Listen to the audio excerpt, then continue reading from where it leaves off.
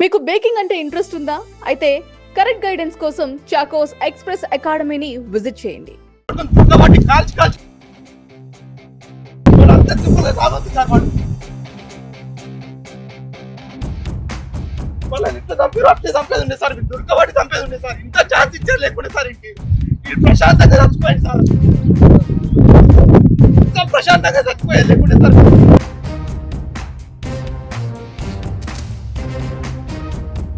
ఇప్పుడన్నా మందు అయినప్పుడు చచ్చిపోయి ఇదంతా లేకుంటుండే అసలు ఎవరికి ఏం తెలుసు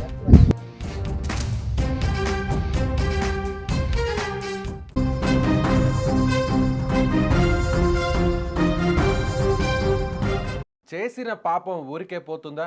అమాయకుల ఉసురు ఉత్తనే ఉంటుందా? కాలం ఆలస్యంగా సమాధానం చెప్పినా తలరాత రాసే ఆ దేవుడు కళ్ళు తెరిస్తే ఎలా ఉంటుందో చెప్పడానికి ఈ ఘటనే నిదర్శనం. అభంశుభం తెలియని కన్నబిడ్డలు, అర్ధాంగి, ఇలా ఒకరు కాదు ఇద్దరు కాదు, ఏకంగా 6 నిండు ప్రాణాలను బలిగొన్న షాబాద్ నరహంతకుడు రాజ్ కుమార్ కథ ముగిసింది. కనీసం సొంత వాళ్ళు కన్నీరు కార్చే చావా? అస్సలు కాదు. కన్నవాళ్లే ముఖం చాటేసిన కుక్క చావు, సమాజం చీకొట్టిన దిక్కు లేని చావు. కడసారి చూపుకు కూడా నోచుకొని అనాథ శవంలా రాజ్ కుమార్ అంత్యక్రియలు ముగిశాయి. పగ, కక్ష అనే కంటి నిండా రక్తాన్ని నింపుకున్న ఒక రాక్షసుడి ఆఖరి పతనం అంతమైంది. అసలు ఏం సాధించావు రాజ్ కుమార్? పగతో రగిలిపోయావు, కక్షతో కళ్ళు మూసుకుపోయావు, కోపంలో నువ్వు మృగానివి అయిపోయావు. నమ్మిన నీ నీడలో వచ్చిన భార్య, నాన్న అంటూ నీ చుట్టూ తిరిగిన కన్న కొడుకులు వాళ్ళేం తప్పు చేశారు? వాళ్ళేం పాపం చేశారు? రక్తం పంచుకు పుట్టిన బిడ్డలను అంత దారుణంగా రాక్షసంగా చంపేస్తున్నప్పుడు నీ చేతులు ఎలా వనకలేదు? వాళ్ళు భయంతో కేకలు వేస్తుంటే నీ గుండె ఎందుకు కరగలేదు? 6గురిని బలి తీసుకొని ఒక పచ్చని సంసారాన్ని శ్మశానంగా మార్చి ఏం సాధించావు? ఈరోజు నీ చావు చూసి ఏడవడానికి ఒక్కరంటే ఒక్కరు కూడా లేరు. ఇంతకు నువ్వు ఏం సాధించావు రాజ్ కుమార్? నువ్వు చేసిన ఘాతుకానికి కాలమే నీకు మరణ శాసనం రాసింది. రాజ్ కుమార్, ఇక్కడ నువ్వు చట్టం నుంచి తప్పించుకోవచ్చు, జైలు గోడల మధ్య ఉండే కాలాన్ని నుంచి తప్పించుకోవచ్చు, కానీ ఇప్పుడు ప్రకృతి నిన్ను శిక్షించింది. ప్రాణాలు పోయాక నువ్వు పైలోకానికి వెళ్ళావు కదా, అక్కడ నీకు ఆ 6గురు ఎదురైతే ఏం సమాధానం చెప్తావు? కన్న కొడుకులు నీ ముందుకు వచ్చి, నాన్న మేము ఏం తప్పు చేశామని నిన్ను నిలదీస్తే ఏం సమాధానం చెప్తావు? మమ్మల్ని ఎందుకు చంపేశావు నాన్న?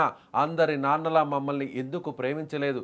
ఆటలాడుకునే వయసులో మా ఊపిరి ఎందుకు తీసేశావు అని అమాయకంగా ఆ చిన్న పిల్లలు నిన్ను నిలదీస్తే ఆ పసిపిల్లల కళ్ళల్లోకి చూసి ఏం సమాధానం చెప్తావు రాజ్ కుమార్? నీ భార్య నీ వైపు చూసి నిలదీస్తే నీ దగ్గర సమాధానం ఉందా? చేసిన పాపానికి ఇక్కడే కాదు, అక్కడ కూడా నీకు నరకం తప్పదు. వాళ్ళ ఉసురు ఊరికే పోలేదు, అందుకే నీకు దిక్కు లేని చావు వచ్చింది. చివరికి ఏం సాధించావు రాజ్ కుమార్? బంగారం లాంటి జీవితాన్ని నువ్వే చేజేతులా నాశనం చేసుకున్నావు.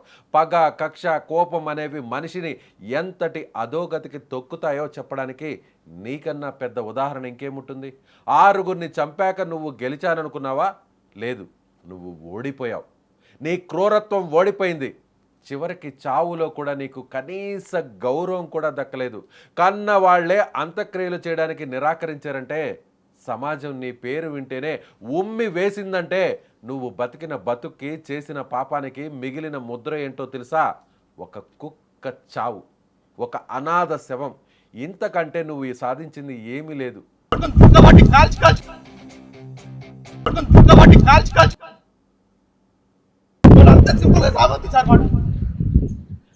వాళ్ళని ఇట్లా చంపారు అట్లే చంపేది ఉండే సార్ మీరు దొరకబట్టి చంపేది ఉండే సార్ ఇంకా ఛాన్స్ ఇచ్చారు లేకుండే సార్ ఇంటి ప్రశాంతంగా చచ్చిపోయింది సార్ ప్రశాంతంగా చచ్చిపోయేది లేకుండే సార్ ఇంతమంది జీవితాలన్నీ నాశనం చేస్తున్నారు. అప్పుడన్నా మందు అయినప్పుడు చచ్చిపోయి ఇదంతా లేకుంటుండే అసలు ఎవరికి ఏం తెలుసు? ఈ సమాజంలో పగతో, ద్వేషంతో రగిలిపోతూ పక్కవాడిని నాశనం చేయాలనుకునే ప్రతి ఒక్కరికి రాజ్ కుమార్ చావు ఒక గుణపాఠం కావాలి. కోపం క్షణికం, కానీ దానివల్ల జరిగే నష్టం జీవితకాలం. అనాలోచితంగా చేసే తప్పులు కుటుంబాలను రోడ్డున పడేస్తాయి, నిన్ను అనాథ శవాన్ని చేస్తాయి. చట్టం కళ్ళు కప్పినా ప్రకృతి ఎవ్వరినీ వదిలిపెట్టదు. చేసిన పాపం వెంటాడి తీరుతుంది, అనుభవించి తీరాల్సిందే. రాజ్ కుమార్ ఉదంతం మనకు నేర్పే పాఠం ఒక్కటే: పగతో సాధించేది ఏమీ లేదు, శ్మశాన వైరాగ్యం తప్ప. మీరేమనుకుంటున్నారు? రాజ్ కుమార్ జీవితం గురించి, రాజ్ కుమార్కు చివరికి కనీసం అంత్యక్రియలు చేసే దిక్కు లేక కుక్క చావు చచ్చిన రాజ్ కుమార్ చావు గురించి మీ అభిప్రాయం ఏంటో కామెంట్ బాక్స్లో తెలియచేయండి. దుర్గబట్టి కాల్చి వాడు అంత సింపుల్గా రావద్దు సార్. వాళ్ళని ఇట్లా చంపారు, అట్లే చంపేది ఉండే సార్. దుర్గబట్టి చంపేది ఉండే సార్. ఇంత ఛాన్స్ ఇచ్చారు లేకుండా సార్ ఇంటి ప్రశాంతంగా చచ్చిపోయింది సార్. ఇంత ప్రశాంతంగా చచ్చిపోయేది లేకుండే సార్.